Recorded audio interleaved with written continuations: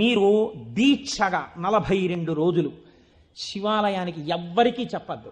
ప్రదోష వేళలో వెళ్ళి శివ ప్రదక్షిణం చేసి మీరు ఏమీ చెప్పకండి. మీరు చెప్పగలిగినంతసేపు శివాలయం అరుగు మీద కూర్చుని శివ శివ శివ శివ శివ శివ ఇదొకటే. ఒక 42 రోజులు ఈ దరిద్రాన్ని మీ కష్టాల్ని అనుభవించి చూడండి అన్నాడు. మీరు నమ్ముతారా?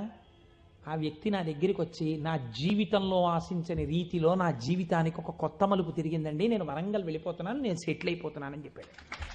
ఆ వ్యక్తే నాకు ఈ మధ్యనే మళ్ళీ ఫోన్ చేసి, కోటేశ్వరారు ఇప్పుడు నేను ఎంత ఆనందంగా ఉన్నానోనండి, ఒక్కసారి మీరు ఏమైనా వరంగల్ వస్తారేమిటండి ఉపన్యాసాలకి, మీ దర్శనానికి వద్దాం అనుకుంటున్నాను, నేను కూడా కాకినాడ అన్నాడు.